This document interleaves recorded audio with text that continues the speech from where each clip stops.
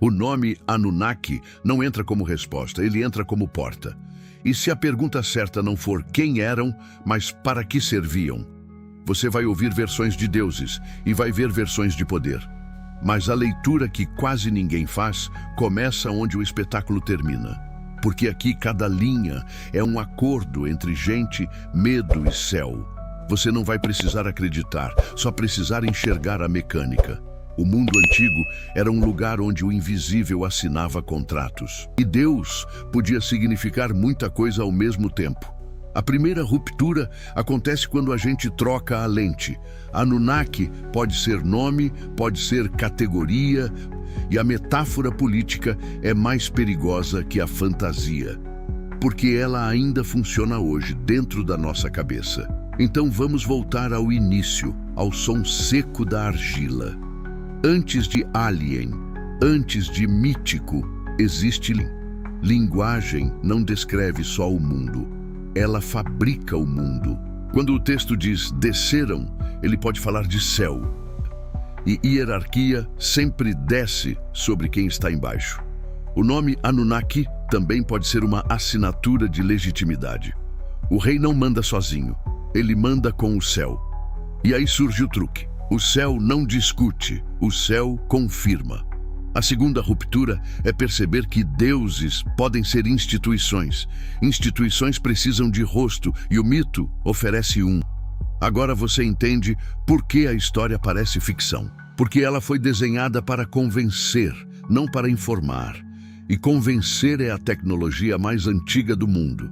Mas ainda falta o ponto que muda tudo. A falha no texto não é defeito, é pista. Porque o que chegou até nós é o que sobreviveu, não o que foi. E o que sobrevive sempre parece mais misterioso do que era. A terceira ruptura. E se o mistério for efeito de fragmento? Quando você tem pedaços, somente inventa o todo. E o todo inventado costuma ser mais sedutor. Só que sedução não é evidência. Então vamos ao que é evidência. Tábuas, selos, listas, ritos e ao que é interpretação. Como o poder se narra. Aqui, Anunnaki vira argumento.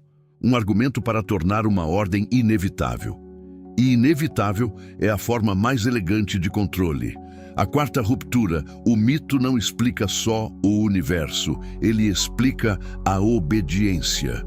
Agora repare nas palavras como quem céu, no texto também pode ser lei. Deus, no texto também pode ser autoridade. E descer pode ser nomeado. De repente, Anunnaki fica próximo demais da... E política, no mundo antigo, era sagrada por definição. A quinta ruptura. O sagrado é uma tecnologia social. E tecnologia social é invisível quando funciona bem. Agora entram as três leituras possíveis, sem escolher ainda. A leitura literal quer seres reais por trás do nome. A leitura política quer reis e sacerdotes por trás do nome. A leitura simbólica quer metáforas por trás do nome. E a leitura que quase ninguém faz mistura as três com disciplina, porque os antigos também pensavam em camadas. A sexta ruptura. O tempo não é linha, é compressão. E quando o tempo comprime, o mito vira atalho para explicar origem, ordem e destino. Agora observe um detalhe. Os Anunnaki nem sempre são os principais. Às vezes eles são conselho, às vezes categoria, às vezes base. Isso muda a pergunta de quem para como. Como uma ideia ganha corpo e manda no mundo. A sétima ruptura. A ideia é o ser mais estável da história. E estabilidade assusta porque parece vir de fora. Aqui nasce a tentação do literal. Se é forte, deve ser real. Mas o literal é só uma das portas, não a sala inteira. A leitura política pergunta: quem se beneficia quando o céu fala? Quem ganha quando o destino vira decreto? E quem perde quando a dúvida vira pecado? A oitava ruptura. O mito também é um detector de dissidência. Isso explica por que certas histórias são repetidas com fervor. Repetição não é tédio, é manutenção de mundo. Agora, a leitura simbólica faz outra pergunta. O que isso faz dentro de você? Porque símbolos não pedem crença, pedem transformação. E o símbolo Anunnaki pode ser o nome de uma força interna, força que organiza, julga, distribui, ameaça. A nona ruptura. Você começa a reconhecer o padrão em qualquer época. O padrão é autoridade que vem de cima. E de cima pode ser céu, pode ser linhagem, pode ser tradição. A leitura que quase ninguém faz pergunta como isso foi escrito para funcionar. Ela procura ritmo, repetição, choque, promessa, exatamente como a retenção da mente humana. A 10ª ruptura, o mito foi editado como uma máquina de atenção. Agora, vamos acompanhar uma história típica, como se fosse uma engrenagem. Começa com caos, porque caos exige solução. Depois entra o conselho do alto, porque o alto traz ordem. Depois vem o decreto, porque decreto encerra a disputa.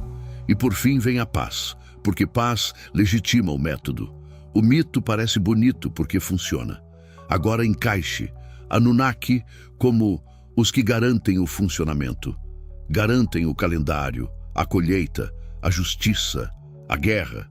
Quando a água chega, a fé parece óbvia. Mas quando a água falha, a fé vira cobrança. A 11ª ruptura. O sagrado também é e sistemas de crise sempre inventam um culpado invisível. Ou inventam um salvador que desce. Repare como a história se move em gestos, não em provas, porque prova é para arquivo, gesto é para multidão. A leitura literal se alimenta de uma imagem, seres de fora ordenando tudo. E a mente ama o que parece vir de fora, porque dá alívio. Mas o alívio é caro. Ele te rouba a pergunta certa. A pergunta certa é: quem escreve, não quem voa. A 12ª ruptura. O verdadeiro mistério é a autoria. E a autoria, no antigo, era sempre coletiva e interessada. Isso não mata o assombro, isso refina o assombro. Porque agora o assombro é duplo, do céu e da mente humana. Vamos atravessar um mito específico, a criação como administração. Criação aqui não é poesia, é logística do mundo. Deuses, reis, metáforas, todos falam de administração. A 13ª ruptura, o sobrenatural, pode ser a face estética da burocracia. E burocracia antiga era sagrada porque controlava a sobrevivência. Agora você entende por que um nome como Anunnaki pesa. Ele pesa porque carrega o medo de perder o chão. E o medo de perder o chão cria chão simbólico. Agora vem a virada conceitual. Mito como compressão de séculos. Um texto pode reunir guerras, secas e dinastias numa única frase.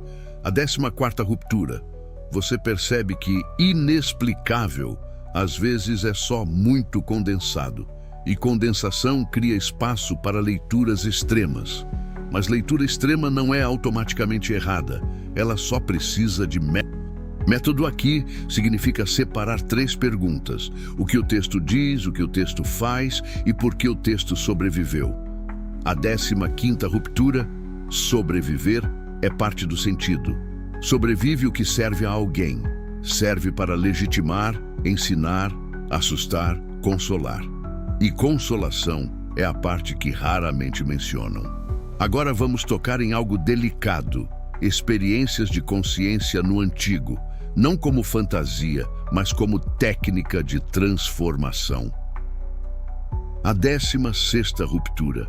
O sagrado também era um laboratório interno, e nomes como Anunnaki podem ser mapas de estados mentais, estados de ser pequeno e ser observado. Você já sentiu isso, mesmo sem acreditar em nada, e é por isso que a história não morre. Agora, um golpe de escala. O mundo antigo era global em símbolos, não em mapas. O céu era a internet deles, silenciosa e comum a todos. A 17ª ruptura. Quando o céu é comum, as histórias convergem. E convergência não prova contato, mas prova humanidade. Humanidade que cria os de cima para suportar o de baixo. Agora, o ponto mais importante. A leitura rara não escolhe um time. Ela aprende a conviver com o não resolvido sem virar cinismo e sem virar credulidade. A 18ª ruptura. Maturidade intelectual também é estética. Você passa a ver o mito como arquitetura de significado. E arquitetura tem função: guiar movimento, guiar olhar, guiar crença. Agora, o fechamento começa com uma pergunta simples.